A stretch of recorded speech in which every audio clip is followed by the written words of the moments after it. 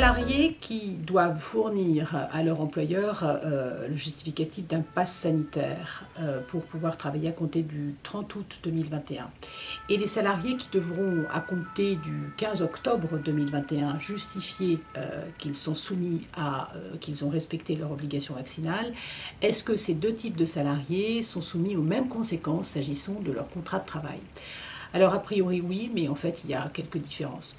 Lorsque vous êtes soumis à une obligation de présenter votre passe sanitaire, notamment à compter du 30 août 2021, eh bien, votre contrat de travail va être suspendu si vous ne le présentez pas, ce passe sanitaire.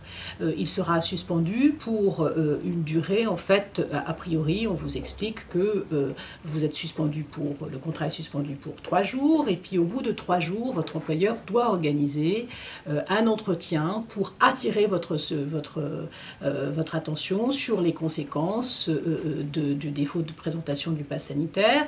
Vous pouvez présenter une demande à votre employeur de congé pour pouvoir vous mettre en conformité.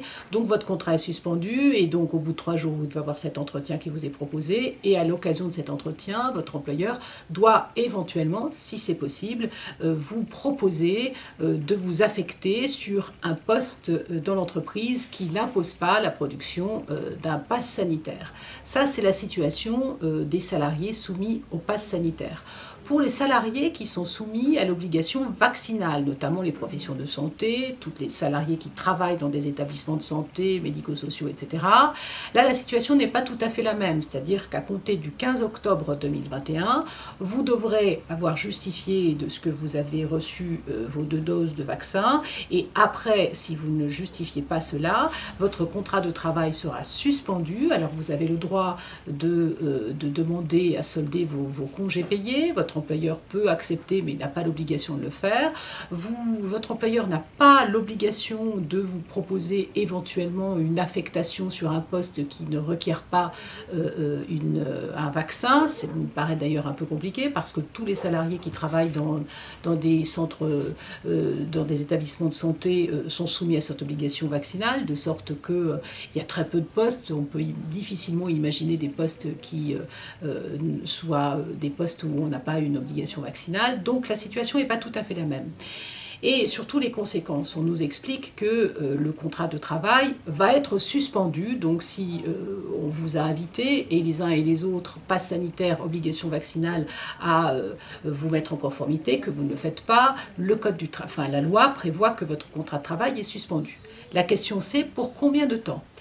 Lorsque vous êtes soumis à un pass sanitaire, vous avez, le texte nous dit que la suspension dure jusqu'à ce que vous fournissiez ce pass sanitaire. Le pass sanitaire, il ne faut pas oublier que pour l'instant dans la loi, il est prévu jusqu'au 15 novembre 2021. Donc on peut imaginer qu'après le 15 novembre, on n'ait plus besoin du pass sanitaire. Enfin en tout cas, la durée est limitée.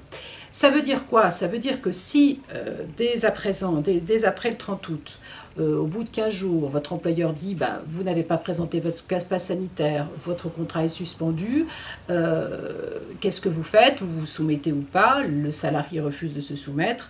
Est-ce que l'employeur peut se dire eh bien, moi, ça désorganise mon entreprise et je dois licencier le salarié parce que ça n'est pas interdit par la loi. Ça ne sera peut-être pas validé, mais ça n'est pas interdit. Alors, le salarié peut éventuellement être soumis à ce risque-là.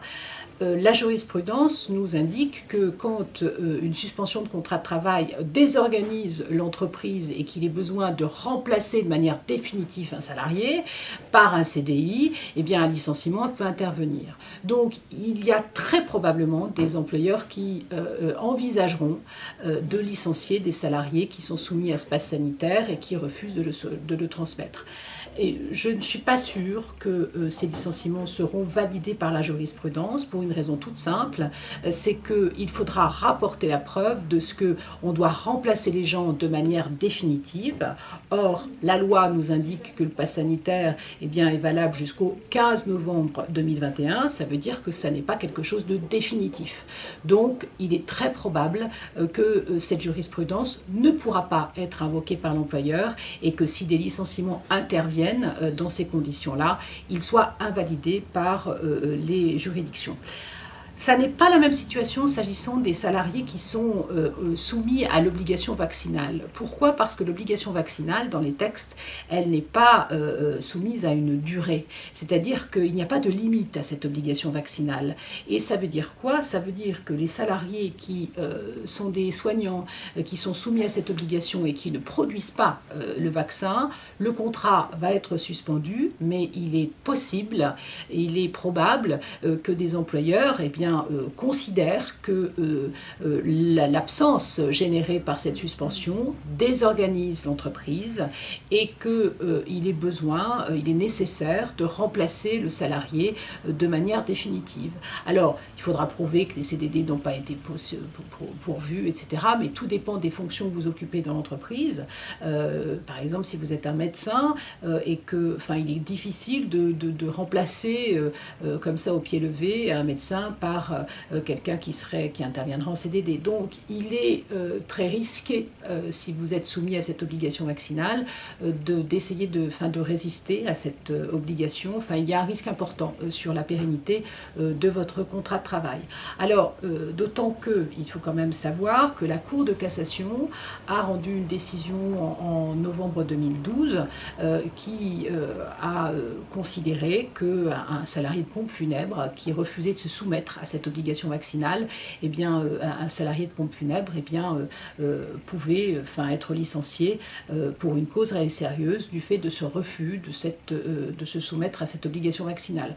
Alors là encore, est-ce que la situation est identique? Pas tout à fait, puisque l'obligation vaccinale en la matière concernait l'hépatite B, donc c'était un cas particulier, un vaccin très connu. Donc voilà, est-ce que la situation sera tout à fait la même? Je n'en suis pas sûre, il y aura des adaptations, etc. Mais il y a quand même ce risque-là. Il faut aussi noter que la Cour européenne des droits de l'homme a rendu une décision en avril dernier qui a validé une législation qui n'était pas celle de la France, mais une législation qui imposait de vacciner des enfants. Cette législation a été considérée comme conforme à la Convention européenne des droits de l'homme au motif que la maladie était une maladie connue et que les vaccins étaient connus et de sorte que le risque d'innocuité était établi. Donc, est-ce que ce sera la même chose pour le Covid? On ne sait pas, mais en tout état de cause, la contestation de la validation de la législation au regard des normes européennes, naturellement, elle se fera. Est-ce qu'elle aura nécessairement une issue favorable pour les gens qui sont contre la vaccination? J'espère, peut-être, on verra, mais en tout état de cause, il y a un risque de rejet qui est quand même un risque qu'il faut savoir mesurer.